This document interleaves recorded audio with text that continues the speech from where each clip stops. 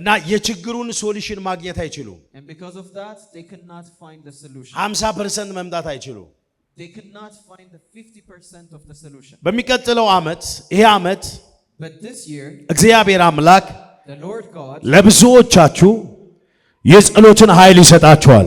will empower you to pray in Jesus' ማን ነው እጁን name. ከፍ አድርጎ ጮኸ አሜን የሚል ሰው? Lift up your hands and shout. እግዚአብሔር አምላክ የጸሎትን ኃይል ይሰጣችኋል በኢየሱስ ስም። God will give you power to pray. የጸሎት ኃይል ይሰጣችኋል በጌታ በኢየሱስ ስም። You will be given power to pray. ተንበርክካችሁ መነሳት እስከማትችሉ ድረስ እግዚአብሔር የጸሎትን ኃይል ይሰጣችኋል። You will kneel down and pray for long because God will empower you. ኢየሱስ ጌታ ነው። Jesus is Lord. አያችሁ መንፈሳዊ ጉልበት ያለው ሰው የጸሎት ሰው ነው። A person who has spiritual strength is simply a person who prays. ጸሎት ሲባል And when we say prayer, የሚያዛጋችሁ ከሆነ whenever we call for prayer, you start yawning.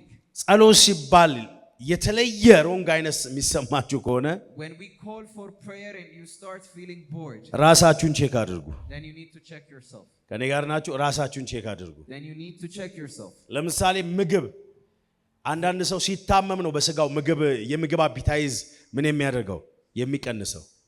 It's when people are sick that their appetite for food disappears.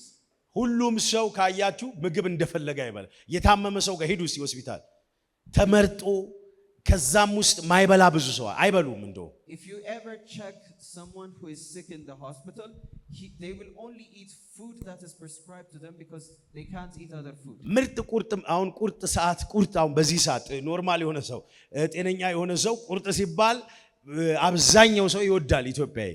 For instance, if you bring meat for healthy people, most of Ethiopians would be pleased to eat it. Mostly the raw meat. There is a food called kurt, which is raw meat in Ethiopia. For Nigerians, raw meat is not. ከኔ ጋር ናችሁ? ኢየሱስ ጌታ ነው። አሜን አሜን አሜን አሜን። አያችሁ ለኛ ቁርጥ ሲባል የተለየ ቦታ ነው ያለን። Because Ethiopians value that meat very much. raw meat አያችሁ ባይዞ ስጋ አሁን እኔ ከናይጄሪያውያን ጋር በጣም ስለኖርኩኝ ስጋ የሌለበት ምግብ አይበሉ። I have lived a lot with Nigerians and I have come to realize that most of them usually don't eat meat. ስጋ የሌለው ምግብ አይበሉ። አብዛኛው ውስጡ ላይ ቢያንስ የሆነ ትንሽ ሁለት ሶስትም ቢሆን ይኖረዋል። They usually eat meat. They don't eat food unless it has meat. Without meat they don't eat mostly. Amen. Am I correct? ኢየሱስ ጌታ ነው። አብዛኛው ውስጡ ላይ ስጋ አለው። Almost every food they eat will have meat. Amen. ምን ልላችሁ ፈልጌ ነው? What I'm trying to የታመመ ሰው a person who is sick ምግብ ፍላጎት የለው will not have appetite to eat.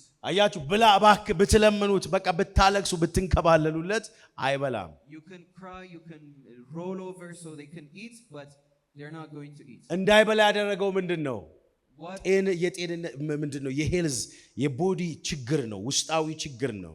What shut down their appetite is the internal disease they're having. ኢየሱስ ጌታ ነው።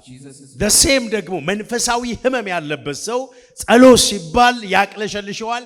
ጸሎት ሲባል ከቻለ ሩጫ መሮጥ መንገዱን ቀይሮ ይሮጣል። And it's the same for people that are spiritually sick. Whenever you call for prayer, they will find a way to run out of that place. ኢየሱስ ጌታ ነው። Jesus is Lord. እኔ አስታውሳለሁ ዩኒቨርሲቲ በመባርበት ሰዓት ላይ ሐሙስ ቀን I remember while I was in university, ሐሙስ ቀን የጸሎት ቀን ናት። Thursday was a day of prayer for us. ባይብል ስተዲ የምንማርበት ምንድነው? ፌሎሺፕ ላይ ባይብል ስተዲ የምንማርበት ነው። In the fellowship we used to conduct Bible studies. በቃ ሙሉ በሙሉ የጸሎቱን እኔ ነኝ ያስኩት።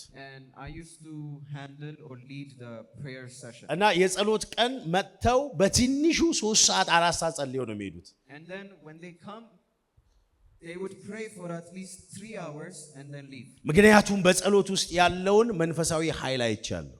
Because we all know the power of prayer. በጸሎት ውስጥ ያለውን መጽሐፍ ቅዱስን ከዘፍጥረት እስከ ራዕይ ብታነቡ በጸሎት ውስጥ ያለውን ኃይል አንደርስታንድ ታደርጋላችሁ በግልጽ። If you read the entire Bible from Genesis to Revelation, you will clearly understand the power of prayer. እና መንፈሳዊ ጉልበት የሚያሳየው የመንፈሳዊ ጉልበት ያላቸው ሰዎች ምልክት የመጀመሪያው የጸሎት ሰዎች ናቸው። So when people are spiritually strengthened, the first sign you will see is that they pray. ሁለተኛው ደግሞ ዲሲፕሊን የሆኑ ሰዎች ናቸው። The second sign is they are disciplined. አንደኛው ምን አልኳችሁ? የጸሎት ሰዎች ናቸው፣ መንፈሳዊ ጉልበት ያላቸው።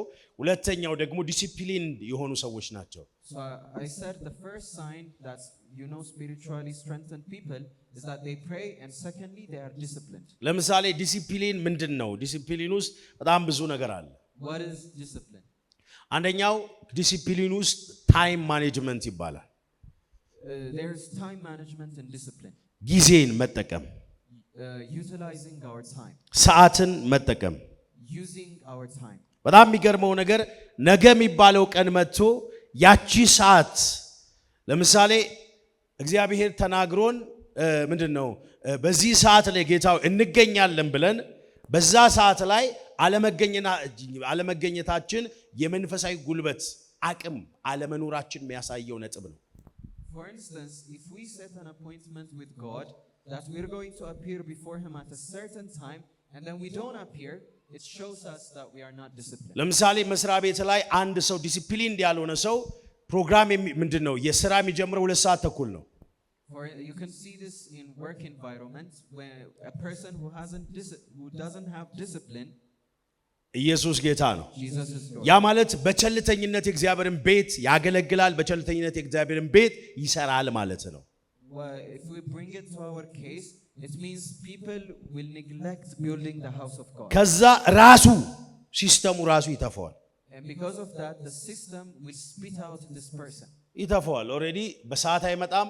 አንድ ቀን ሲስተሙ ዝም ይሏል፣ 2 ቀን ሲስተሙ ዝም ይሏል፣ 3 ቀን 1 ዓመት ዝም ሊለው ይችላል፣ 2 ዓመት ሊለው ይችላል።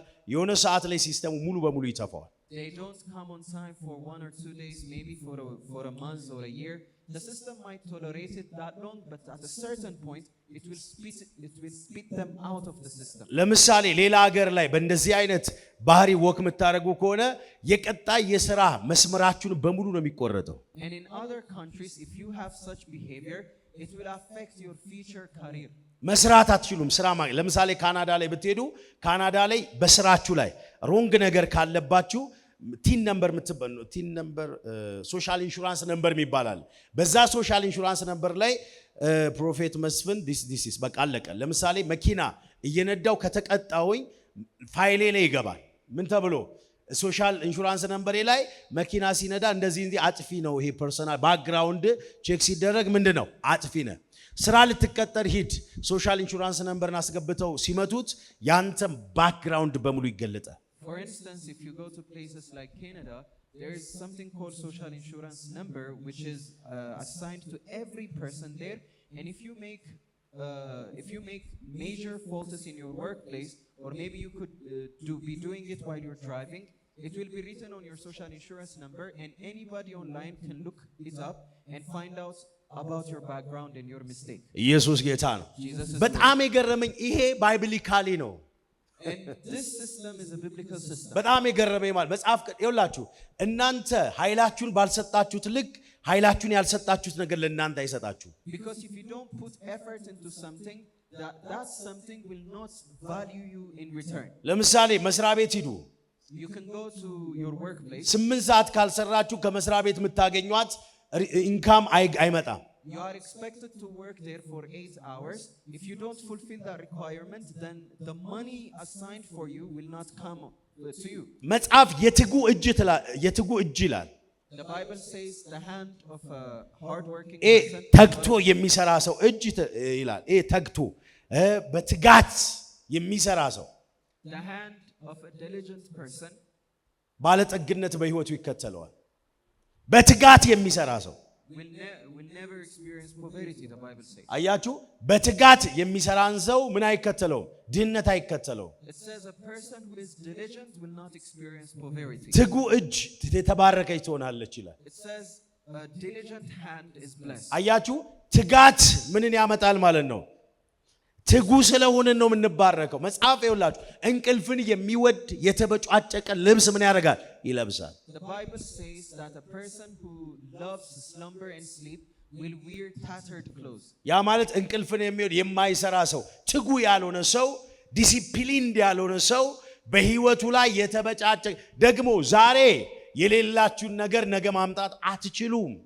Well, in other words, what it means is a person who is not disciplined and diligent will wear tattered clothes in his life, and you cannot achieve your future goals. ኢየሱስ ጌታ ነው። ዛሬ ያንን ነገር ይኸውላችሁ እኛ የብዙ ልምምዶች ውጤት ነን። ዛሬ ደረስነው። ለምሳሌ እኔ 30 ከሆነ እድሜ 35 ከሆነ እድሜ የኋላዬ ምናልባት ከ25 ዓመቴ ወደዚህ ያለው የህይወት ምንድነው ጭማቂ ውጤት ነኝ እኔ። Our today is the outcome of the things we did before. For instance, if I'm 35 years old, I am the outcome I'm seeing in my life is the things I have done before. ኢየሱስ ጌታ ነው። አይ ነገ እዚህ ጋር ስደርስ እንደዚህ ሆናለሁ። You are a liar. Because if you keep deceiving yourself that you're going to reach somewhere tomorrow, then you're lying to yourself. አይ እዚህ ጋር ስደርስ ይሄን ገንዘብ ሳገኝ ይሄን ሀብት እንደዚህ ሲሆን እንደዚህ ሆናለሁ ካላችሁ እርግጠኛ ሆኜ ልንገራችሁ ዛሬ ጻፉት አትሆኑም መቼም። If you keep saying that when you get that money or when you get that position or when you get something you will start to do things, then I assure you that it will not happen. በጣም ቀላል ነገር ላሳያችሁ። Let me show you a simple thing. ስጋችሁ ራሳችሁ እንደፈለጋችሁ መምራትና ማስተማር ትችላላችሁ። You can discipline and lead your body the way you want. የራሳችሁን ስጋ ራሳችሁ እንደፈለጋችሁ ማድረግ ትችላላችሁ። You can control your body. ለምሳሌ አሁን ከዚህ ፕሮግራም እንደሄዳችሁ እስቲ ዛሬ እንቅልፋችሁን አንድ 10 ደቂቃ ተኙ ወይንም 20 ደቂቃ ተኙ እስቲ። For instance, try to sleep for 20 or 10 minutes after the service closes. ከዛ ሰዓቱን ጻፉ። And then write the time. ነገ በዚህችው ሰዓት በዚህችው ደቂቃ የእንቅልፍ ስሜት ይመጣል። And then tomorrow you will start feeling sleepy at the very same time. ነገ በዚህችው ሰዓት ነው የምላችሁ። The very same time you will start feeling sleepy. ኢየሱስ ጌታ ነው። Jesus is Lord. እስቲ አሜን በሉ እስቲ። Shout it. አያችሁ ራሳችሁን ቲች ማድረግ፣ ራሳችሁን ማስተማር፣ ራሳችሁን ማሰልጠን ትችላላችሁ፣ መቃየር ትችላላችሁ። So you can discipline and lead your body the way you want it. አያችሁ አንድ ሰው በመንፈሳዊ ህይወቱ ጉልበት ያለው ሰው ምን አይነት ሰው ነው? የመጀመሪያው የጸሎት ሰው ነው። ሁለተኛው ዲሲፕሊን የሆነ ሰው ነው። A person who has spiritual strength is number 1, a person of prayer, and number 2 is a disciplined person. ኢየሱስ ጌታ ነው። Jesus is Lord. ይሄ የህይወት ምዕራፍ በህይወታችን ላይ ነጋችን ይኸውላችሁ አንድ ሰው ዛሬ ራሳችሁን ዛሬ አይታችሁ ነጋችሁን ራሳችሁ ታውቃላችሁ። You can always look at yourself today and you will know what will happen. ነገ በነገር ላይ የተመሰረተ አይደለም። Tomorrow is not dependent on tomorrow. ነገ በምን ላይ የተመሰረተ አይደለም። Tomorrow is not dependent on tomorrow. ዛሬ እግዚአብሔር አይኖቻችሁን ይክፈት። May God open your eyes. እኔ ይሄንን የዛሬ 10 ዓመት ወር 5 ዓመት በፊት ብረዳውና ባቀው ላይፌ አሁን ያለውበት አልሆነም ነበር። If I had this understanding 15 years back, I'm sure that I would not be in the same position. እስቲ ጮአችሁ አሜን በሉ እስቲ። Shout amen. በእውነት በደና ጊዜ ነው እግዚአብሔር ይሄንን ኢንላይትመንት ብርሃን ነው እግዚአብሔር የሰጣችሁ። God is giving you this light in a very good time. እና መንፈሳዊ ጉልበት ያለው ሰው አንደኛው የጸሎት ሰው ነው። ሁለተኛው ዲሲፕሊንድ ነው። ዲሲፕሊን ውስጥ ምን ብያችኋለሁ? ታይም ማኔጅመንትን ሰጥቻችኋለሁ። ጊዜ በጣም ሰፊ ሐሳብ ነው፣ ግን ወደዛ ውስጥ በደንብ ስለማልገባ ነው። Discipline is a very wide topic on its own. As I said, it includes time management and other factors as well. ሶስተኛው የእግዚአብሔርን ቃል የሚያነብ ሰው ነው። Sorry, number 3, a person who has spiritual strength is a person who reads the word of God. የእግዚአብሔርን ቃል በቀን የሚያነብ ሰው ነው። Is a person who reads the word of God on daily basis. አንዳንድ ጊዜ አንዳንድ ሰዎች የእግዚአብሔርን ቃል በሳምንት አንድ ያነባሉ። There are people that read the word of God once a week. በወር አንድ ያነባሉ። There are those that read once a month. አንዳንድ ሰው ደግሞ ቀን በቀን ያነባል። And there are others that read on daily basis. መንፈሳዊ ጉልበት ያላቸው ሰዎች ቀን በቀን የእግዚአብሔርን ቃል ያነባሉ። People that have spiritual strength will read on daily basis. ዛሬ በጌታ በኢየሱስ ስም ጸልያለሁ፣ መንፈሳዊ ጉልበት ኃይል እግዚአብሔር ይስጣችሁ። I pray that God empowers you spiritually in Jesus' name. አራተኛው ደግሞ Number 4 አእምሮ የታደሰ ሰው ነው። is a person who has a renewed mind. አእምሮ የታደሰ ማለት አእምሮ የተፈወሰ ሰው ነው። A renewed mind, in other words, is a healed mind. ከኔ ጋር ናችሁ? አእምሮ የተፈወሰ ሰው ነው። A person who has a renewed mind is a person who has a healed mind. ከኔ ጋር ናችሁ? አእምሮ ምን ያለ ሰው ነው? የተፈወሰ ሰው ነው። Is a person who has his mind healed. አእምሮ ካልተፈወሰ if your mind is not healed, ለምሳሌ የሆነ ሰው ወድቃችሁ ሊያግዛችሁ ሊያነሳችሁ ሲል for instance you might fall and when somebody tries to help you up ወድቃችኋል ሊያነሳችሁ ሲል እንደ ይሄ ሰው ሊሰርቀኝ ነው እንደ መጥቶ ምናምን ትላላችሁ ሊያግዛችሁ ነው የመጣው ያ ሰው when the person is stretching a hand to help you you start doubting that the person is trying to rob you or steal you ከኔ ጋር ናችሁ ልታግዙት ሄዳችሁ ወይንም ልታነሱት ሄዳችሁ ይሄ ሰው ሊሰርቀኝ ነው እንደ ምናምን ትላላችሁ you stretch your hand to help up the person and the person is thinking that you are trying to rob ያልተፈወሰው ሰው ጭንቅላት ኢየሱስ this is a mind that has not been healed ኢየሱስ ጌታ ነው Jesus is ያልተፈወሰ ሰው ጭንቅላት ልክ ትምህርት አሁን እዚህ ስብከት እየሰበኩኝ በቃ እኔን ሊመታኝ ነው ይላል a person who doesn't have a healed mind might think that someone is about to hit him during the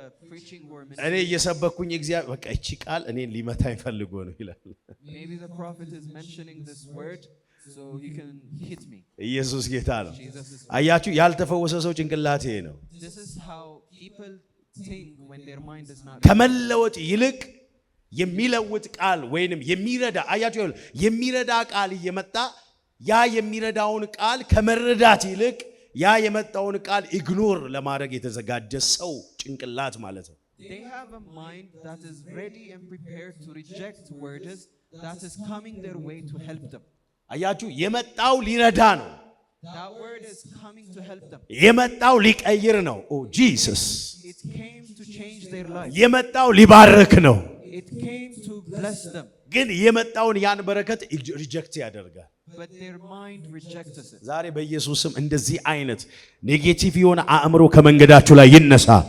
ከአእምሮአችሁ በኢየሱስም ይነቀል let every negative thought be uprooted in Jesus name በጌታ በኢየሱስም ይነቀል in the name of Jesus let it be uprooted in the name of እኔ ጸልያለሁ እንደ እግዚአብሔር አገልጋይ በኢየሱስም ይነቀል ከአእምሮአችሁ I pray as a man of God let every negative thought be uprooted ተነቀለ ብላችሁ ጩሲ it is uprooted ከዚህ በኋላ በሉሴ ስጋዊ አስተሳሰብ በኢየሱስም ተነቀለ በሉሴ ድገሙና በኢየሱስም ተነቀለ ከአእምሮዬ ውስጥ every carnal thought is uprooted ኢየሱስ ጌታ ነው Jesus is መጽሐፍ ሲናገር በአእምሮአችሁ መታደስ ተለወጡ እንጂ ይህንን ዓለም አትምሰሉ ይላል The Bible says be renewed in your mind and do not confront yourself to the በአእምሮአችሁ መታደስ ተለወጡ እንጂ ይህንን ዓለም አትምሰሉ It says be renewed in your mind and do not be like this world አስተሳሰባችሁ እንደዚህ ዓለም ሌሎች እንደሚያስቡት አይደለም አስተሳሰባችሁ መሆን ያለበት Don't let your attitude be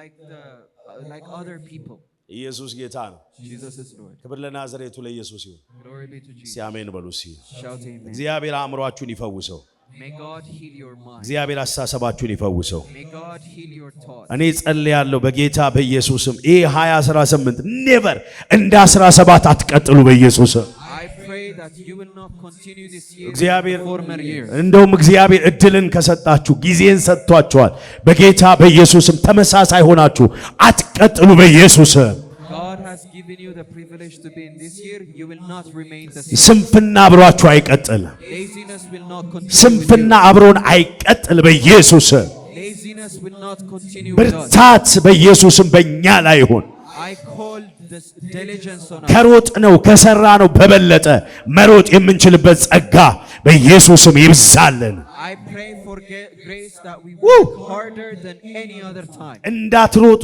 እንዳትሄዱ የሚሰሩ የጨለማ ኃይላቶች ከመንገዳችሁ ይነሱ I remove every demonic force working against it in Jesus እጆቻችሁን ከፍ አድርጉና በኢየሱስም ተነሳ በሉሴ Lift up your hands and declare ድገሙና በኢየሱስም ተነሳ በሉሴ it is removed እሱ ተነሳ በሉሴ it is removed እግዚአብሔር በሉሴ አእምሮዬን በኢየሱስም ፈውሶታል አእምሮዬ እንደ እግዚአብሔር ቃል ብቻ ሆኗል የሚያስበው እንደ እግዚአብሔር ቃል ነው ድገሙ የሚያስበው እንደ እግዚአብሔር ቃል ነው በኢየሱስም አሜን ስትሉ ይሆንላችሁ ክብር ለናዝሬቱ ለኢየሱስ ይሁን። Glory be to Jesus. እና በጣም ሰፊ እንትን ነው ያልኳችሁ ለዛ ነውና ይሄንን ያዙት። አንደኛው እግዚአብሔርን ያወቁ ሰዎች ምን አላቸው ብያችኋለሁ። የመጀመሪያው መንፈሳዊ ጉልበት አላቸው። መንፈሳዊ ጉልበት ያላቸው ሰዎች የጸሎት ሰዎች ናቸው። የምንድናቸው? ሁለተኛው ዲሲፕሊን የሆኑ ሰዎች ናቸው። ሶስተኛው የእግዚአብሔር ቃል፣ አራተኛው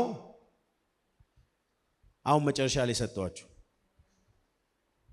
በአእምሮአቸው ምን ያሉ ናቸው? የታደሱ ናቸው። As I said earlier, this is a very wide topic. I will try to revise what I said. I said people that are spiritually strengthened will have 4 signs around them. First, they are people of prayer, and they are disciplined, and they read the word of God, and their mind is renewed. አሜን። እነዚህ አራቱ ሌላም አሉ፣ ግን ለዚህ አሁን ለዛሬ ይሄ በቃናል። ኢየሱስ ጌታ ነው። There are other topics I did not mention, but this should be enough for today. እግዚአብሔርን ማወቅ ማለት እግዚአብሔርን አውቀዋለሁ ቀይ ነው ጥቁር ነው ማለት አይደለም። Knowing God doesn't mean we know His color. እግዚአብሔር መጥቶ በቃ ኃይልን ይሰጠናል። ኃይልን ሲሰጠን ደግሞ የሚገለጥበት መንገድ አለ። When God comes to empower us, there are ways He manifests Himself. የሚገልጥበት ያ ነገር ብቻ በእኛ ላይ መሆን ብቻ አይደለም። There are ways He manifests Himself. ይሆናል፣ ያ ነገር ይታያል፣ ያ ምልክት ግን ያ ነገር ብቻ ምን የሚል አይደለም፣ የሚሆን አይደለም። It's sure that those signs will happen, but it's not only limited to those signs. ኢየሱስ ጌታ ነው። Jesus is Lord. ኢየሱስ ጌታ ነው ብሎ Jesus is Lord. እንጸልያውን